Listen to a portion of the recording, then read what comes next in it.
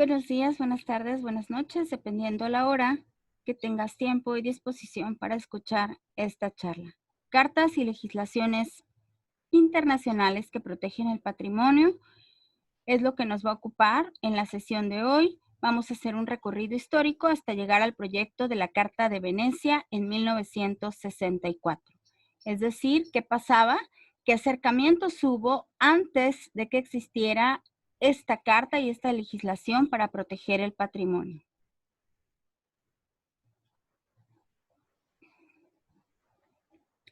En la mayoría de los países y particularmente en Europa, se pasó de manera gradual del mantenimiento tradicional de los objetos y edificios hacia la conservación de bienes que fueron reconocidos como especiales. Esto fue posible en un inicio por la existencia de una distancia temporal entre el objeto y el observador. Distancia temporal significa tiempo. Una vez que empezó a existir el tiempo, las brechas generacionales, esas construcciones nos evocaban sentimientos, nos hacían recordar, nos producían alguna emoción y entonces las asociábamos a que eran parte de nosotros y queríamos mantenerlas o conservarlas de esa forma. Así es como surge o nace este concepto de patrimonio y esta idea de conservar lo que tenemos.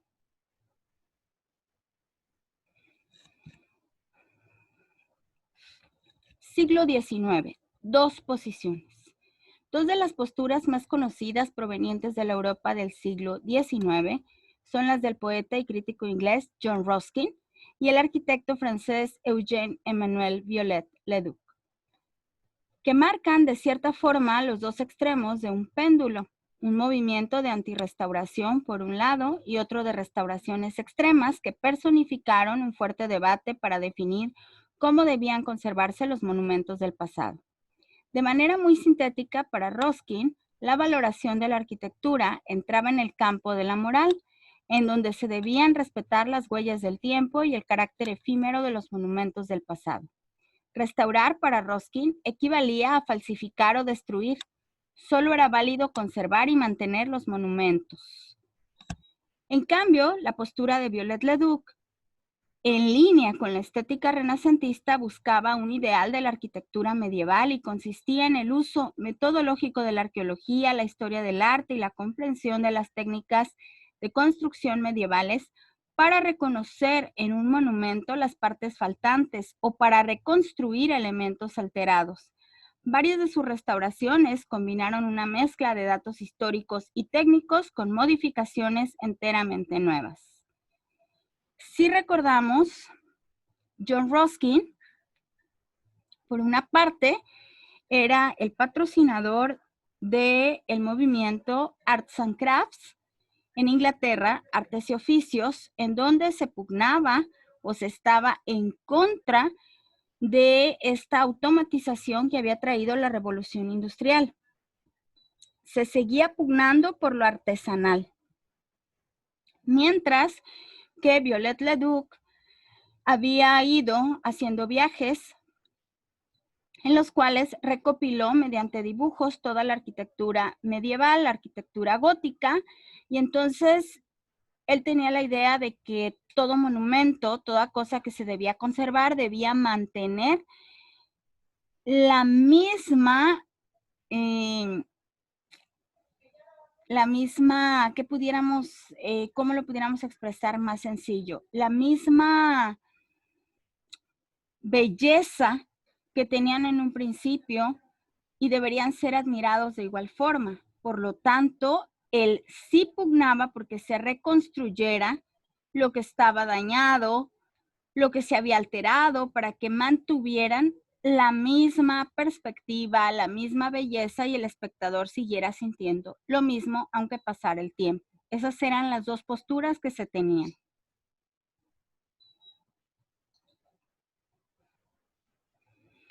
El largo camino hacia Venecia.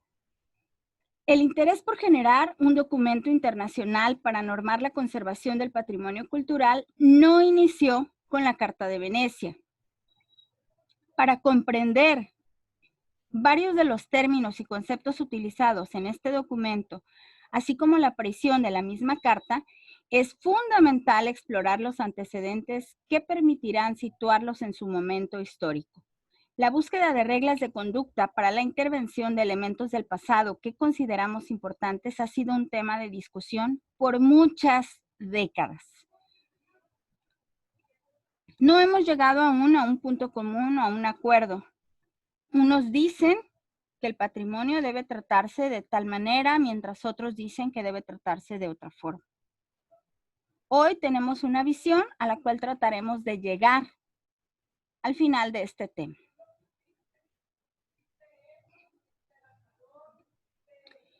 Las primeras reuniones internacionales.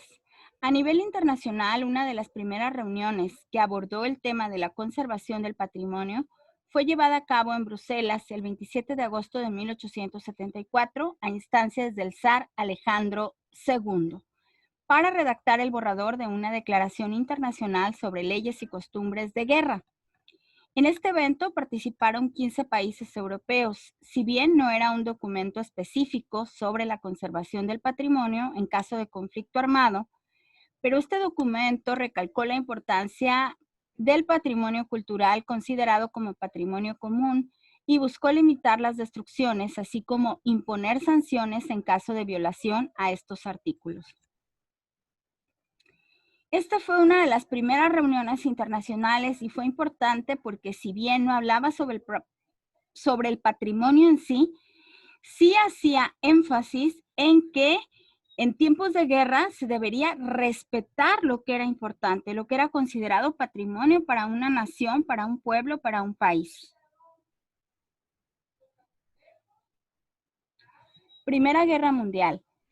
Estos esfuerzos iniciales para proteger el patrimonio y definir lineamientos internacionales para la conservación de los mismos perdieron en gran parte su efecto ante la destrucción masiva generada por la Primera Guerra Mundial, que recordemos 1914 a 1918, con el bombardeo, incendio y destrucción de importantes sitios y colecciones.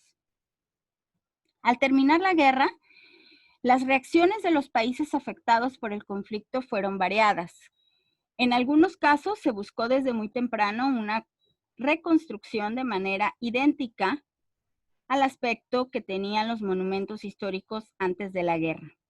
Tal fue el caso de monumentos emblemáticos por su valor para una nación, como por ejemplo el caso de la Catedral de Reims, lugar tradicional de coronación de los reyes de Francia.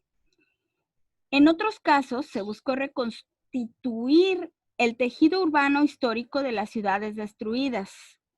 Otros países, en particular el Reino Unido, abogaron por la conservación como ruinas de los edificios dañados para mantenerlos como memoriales o recuerdos de lo sucedido. Esto de mantener como memoriales también se dio cuando el 11 de septiembre, con la destrucción de las Torres Gemelas en Estados Unidos. No se va a construir, se va a hacer como una plaza donde se esté recordando lo que ocurrió. Eso fue lo que adoptó Inglaterra en el momento de que sucedían las guerras.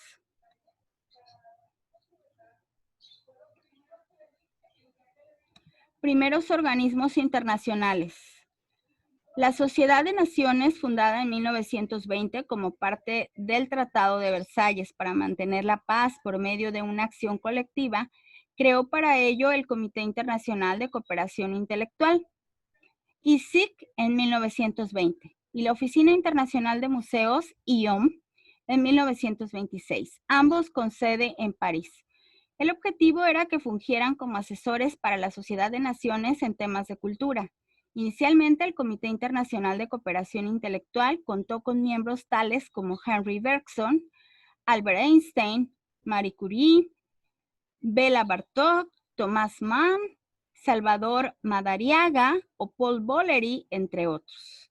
Científicos, arquitectos, físicos, todos destacados en lo que estaban haciendo, en lo que desempeñaban. Era importante para saber las diferentes perspectivas y las opiniones en torno a la cultura.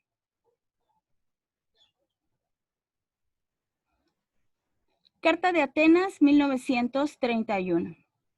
Esta reunión apoyó en gran medida una postura institucionalizada de muchos de los planteamientos de John Ruskin sobre restauración y respecto de los monumentos. El documento que se generó como Carta de Atenas 1931 ya no utilizaba el término monumento que había prevalecido a inicios del siglo XX, sino también el de patrimonio cultural acuñado desde la Revolución Francesa, pero que no trascendió de manera inmediata. El primer artículo de la Carta de Atenas marca una clara postura ante las reconstrucciones de la posguerra, al declarar que se deben abandonar las restauraciones integrales o restoration in toto, en la versión en inglés.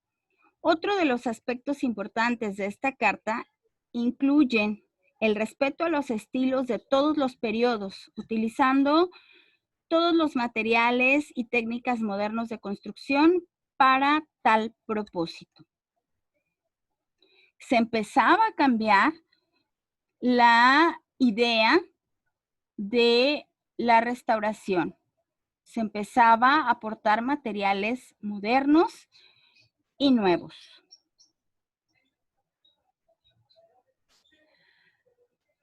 Conservación y urbanismo contemporáneos. En estos mismos años se generaron todos los documentos importantes para la conservación. En Italia se emitió la Carta del Restauro en 1932, elaborada en gran medida por Gustavo Giovannoni, y en París se publicó la Charte d'Athènes, 1933, editada por Le Corbusier, que dan cuenta de las ideas en ese momento. Por una parte, el nacimiento del restauro crítico, plasmado en Italia, y por otra, la tensión entre lo nuevo y lo viejo, planteada por el Congreso Internacional de Arquitectura Moderna, CIAM. Ambos documentos tendrían un impacto para la redacción de la Carta de Venecia 3 décadas más tarde.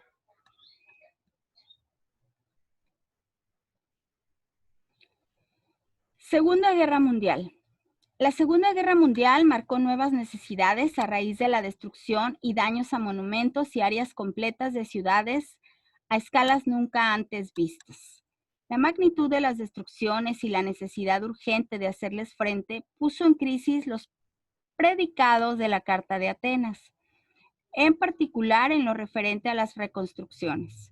Nuevamente hubo posturas muy diversas ante los monumentos dañados o arrasados en este largo conflicto armado. Nuevamente unos se oponían, otros decían adelante, o cada quien tenía la postura, otros entre las dos posturas, en fin.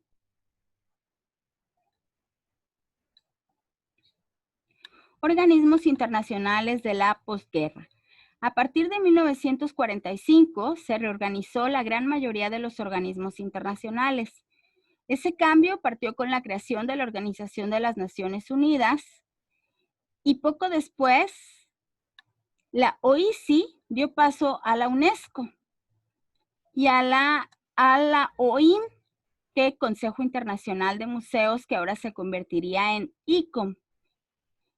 En estos años, ante el temor de un nuevo conflicto global generado por la Guerra Fría, las principales discusiones en torno a la conservación del patrimonio giraron en dos vertientes.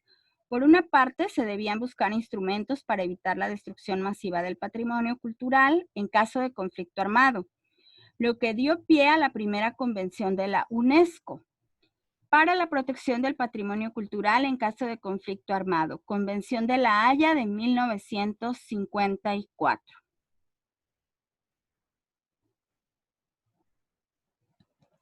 Primeras convenciones y recomendación. Primeras convenciones y las recomendaciones de la UNESCO. En 1954, la UNESCO generó la primera de sus convenciones para patrimonio cultural, la Convención UNESCO sobre la protección de patrimonio cultural en caso de conflicto armado, mejor conocida como la Convención de La Haya.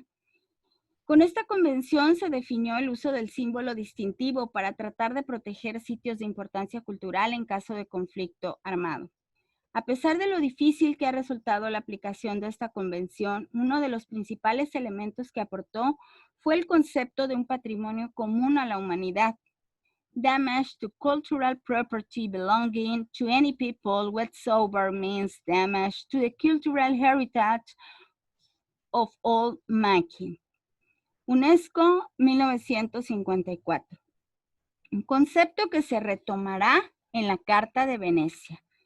Todo el daño a propiedad cultural comienza por cualquier persona que no le tenga un significado, que no esté valorando, que no se dé cuenta o que pretenda no saber el daño cultural que está causando y lo que significa para esa población. Conferencia General de la UNESCO, Nueva Delhi, 1956. Ese mismo año, en la Conferencia General de la UNESCO, celebrada en Nueva Delhi, se tomó finalmente la decisión de crear el Centro Internacional para la Conservación, cuya sede estaría en Roma. En este Centro Internacional para la Conservación, que eran especialistas en restauraciones e intervenciones, ahí estudió el arquitecto mexicano Gonzalo Villechávez, fundador de la Escuela de Arquitectura de la Universidad de Colima, y de quien muchos de nosotros hemos acuñado esta idea de revitalización patrimonial.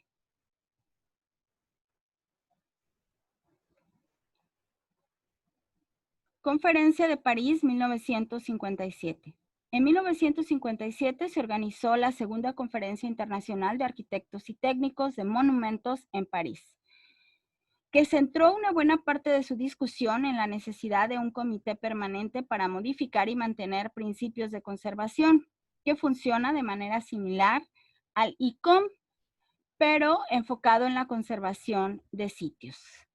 En esta reunión, Piero Gazzola ofreció como sede la ciudad de Venecia para organizar la tercera conferencia y tardarían 7 años todavía en llegar a esa carta de Venecia.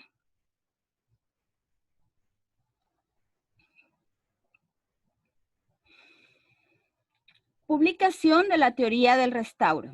Publicada en 1963, la teoría del restauro de Cesare Brandi, director del Instituto Central de Restauración o del Instituto Centrale del Restauro en Roma, en 1939 y 59, reúne una serie de textos publicados por el mismo autor, es decir, por Cesare Brandi, a lo largo de más de una década. Tiene un lenguaje rebuscado y frecuentemente difícil de aprender.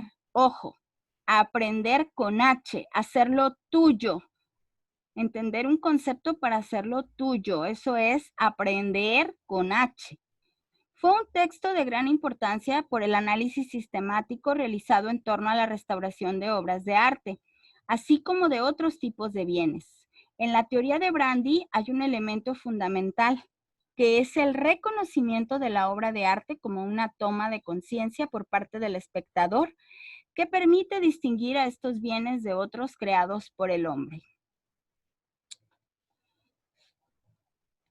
Cesare Brandi apostaba principalmente distinguir diferentes tipos de bienes y el reconocimiento de las obras de arte como todo aquello que deleita los sentidos. Y para él, todo aquello que deleitaba los sentidos era considerado como patrimonio y digno de conservar. En pocas palabras, o sea, englobando lo que decía su teoría del restauro.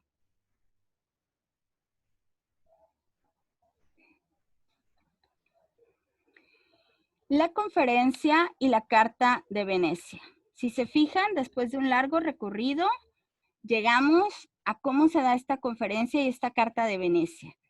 La tercera Conferencia Internacional de Arquitectos y Técnicos de Monumentos se organizó bajo la presidencia de Guglielmo de Angelis Dosat y con Piero Gazzola como presidente del comité para redactar una carta internacional y Raymond Lemaitre como redactor de la misma, tema que se retomará más adelante. La conferencia tuvo como lema la restauración de los monumentos en la vida moderna. Acudieron 622 participantes y 170 acompañantes, provenientes de 61 o 62 países según las fuentes referenciales. Es decir, ya en este momento, 1964, pues ya estaba un poco más interesado. Si recuerdan, cuando el zar Alejandro II la hizo, solamente 15 países asistieron, ya íbamos avanzando, ¿no?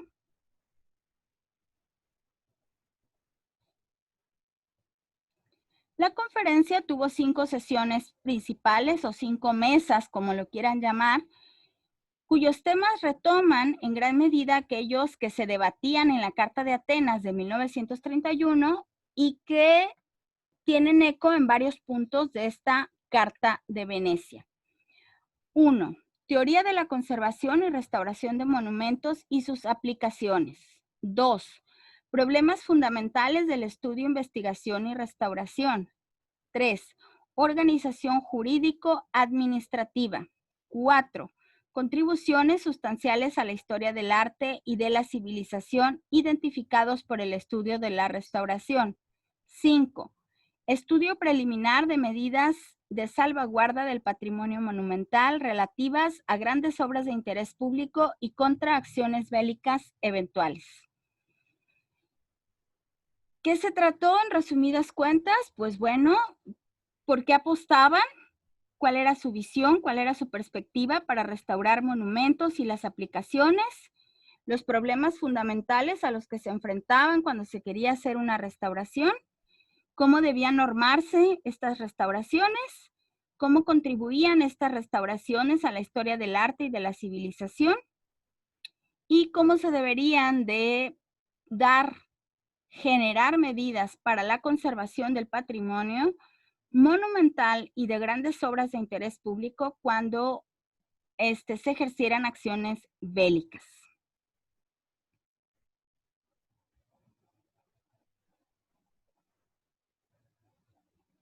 La Carta de Venecia.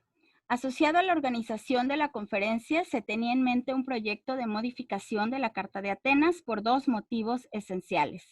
Primero, para adaptar los principios y criterios de la conservación a los elementos recientes en todos los países afectados por la guerra, así como el cambio y nuevas relaciones generados por un urbanismo creciente. Y segundo, para eliminar algunas indicaciones demasiado específicas de la Carta de Atenas, en particular lo relacionado con el uso de materiales modernos de construcción. Aunque la carta fue firmada por los 23 miembros del comité de redacción, tiene influencias perceptibles de autores italianos y está esencialmente basada en la gramática y vocabulario planteados por Cesare Brandi y por la Carta o Teoría del Restauro. La carta se terminó de redactar en noviembre de 1964 con la inclusión del artículo 8, dedicado a la conservación de la decoración interior de los monumentos. Para facilitar la comparación entre los planteamientos de las cartas de Atenas y de Venecia, se plantea a continuación una tabla que muestra algunos de los artículos más relevantes que permiten mostrar la evolución de varios conceptos. Te voy a mostrar una tabla que marca lo que sucedió o lo que se estableció en la Carta de Atenas, lo que se estableció en la Carta de Venecia, y vamos a ver qué tendremos que hacer después para poder un poquito llegar a donde estamos el día de hoy en la postura de la revitalización patrimonial.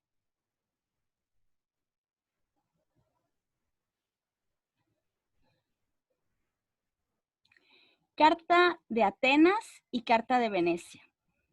Primero, vemos en la Carta de Atenas cómo fija su postura respecto a los monumentos y a la escultura monumental y cómo lo hace la Carta de Venecia, en diferentes aspectos. Respecto a todas las épocas, el derecho a la colectividad, acá le llaman en la Carta de Venecia patrimonio común, el contexto, colaboración interdisciplinaria, que acá le llaman interdisciplina,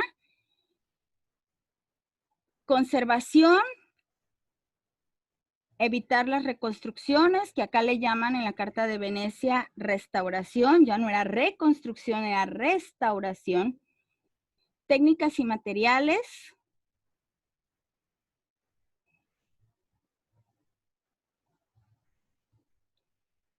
Mantenimiento, nuevos materiales, que acá en la Carta de Venecia es nuevos elementos. Carta de Atenas, ruinas y anastilosis. Carta de Venecia, reconstrucción en excavaciones.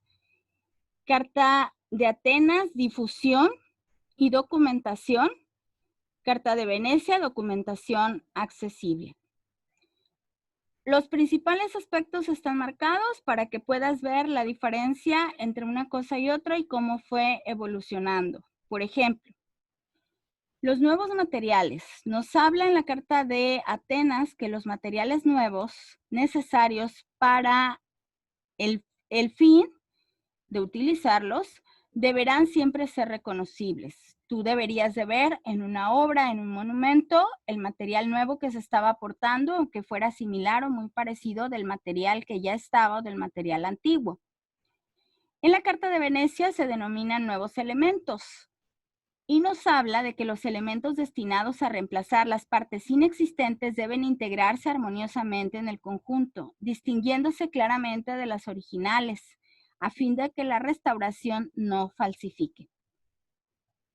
Ya no solamente los debes de distinguir, se deben de integrar armoniosamente, sí, debes de distinguir el nuevo elemento del viejo elemento, del antiguo elemento, pero se debe de integrar armoniosamente. Ya, si se fijan en este aspecto, nos está dando a denotar cómo la Carta de Atenas estaba planteando solamente lo que debía hacerse, mientras la Carta de Venecia ya está integrando la arquitectura, está integrando el arte, está hablándonos de una armonía de conjunto. Son conceptos mucho más globales. Por ejemplo, en difusión y documentación, Carta de Atenas. Difusión. La difusión por parte de la Oficina Internacional de Museos de estos resultados mediante noticias sobre los trabajos emprendidos en los varios países y mediante publicaciones regulares.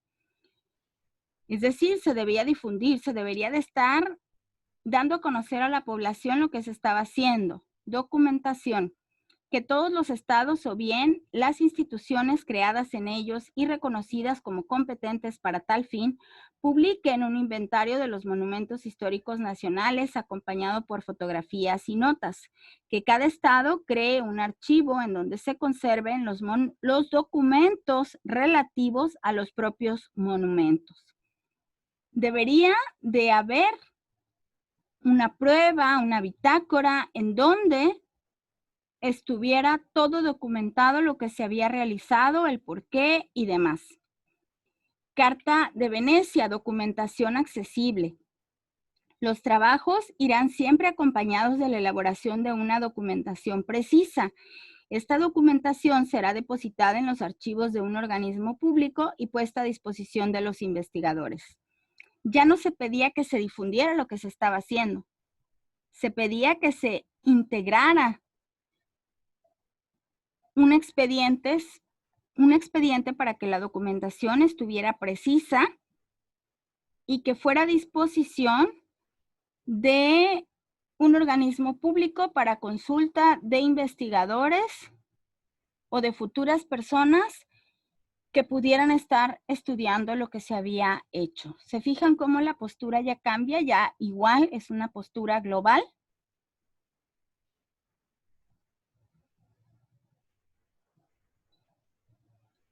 ¿Qué actividad vamos a hacer? Basándote en la tabla anterior que estuvimos viendo, que marca distintos aspectos, anexarás una tercera columna que llevará por título Revitalización Patrimonial en el siglo XXI. Y vas a relacionar lo que hasta ahora hemos visto y darás tu punto de vista tomando en cuenta que revitalización patrimonial o la nueva visión que se tiene en la contemporaneidad es volver a dar vida al patrimonio. Eso quiere decir revitalización, volver a dar vida patrimonial al patrimonio. ¿Cómo? Aportando novedades y de acuerdo a la contemporaneidad, de acuerdo a donde estoy. No puedo imitar ni puedo tratar de falsificar. Voy a aportar de acuerdo a la época que estoy viviendo.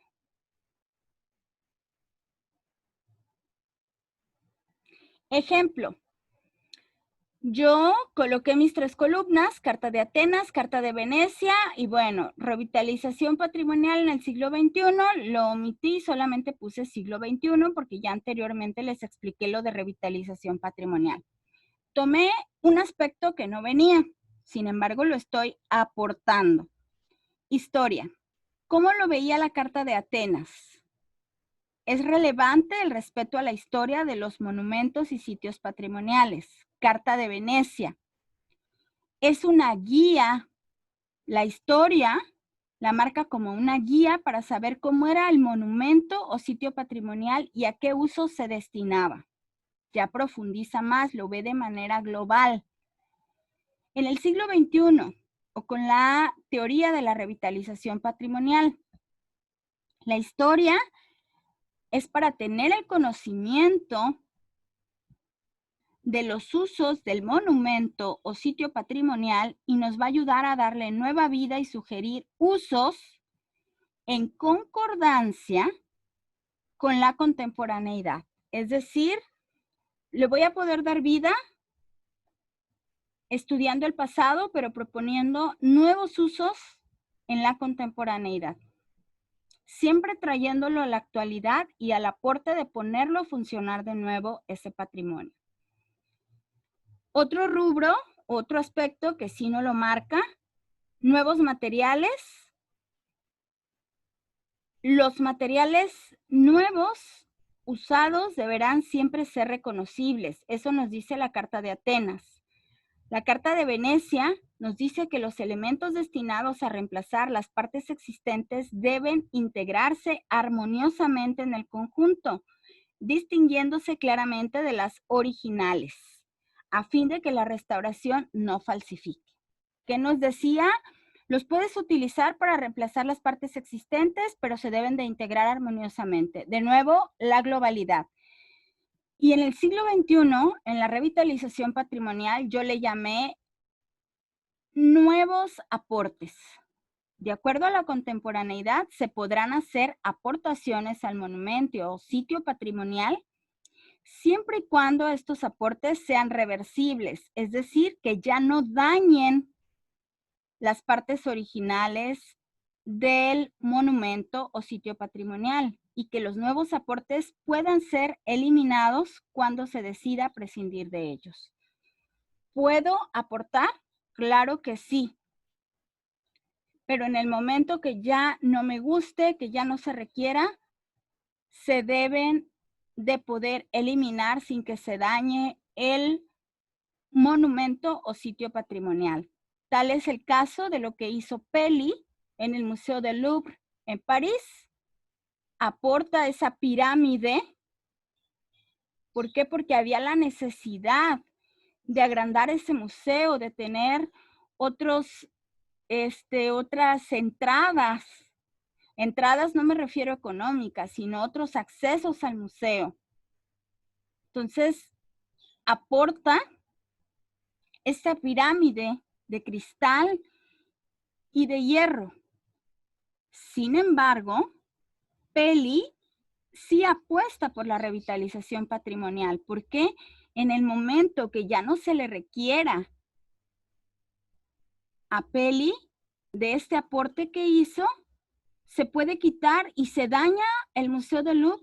No se daña para nada.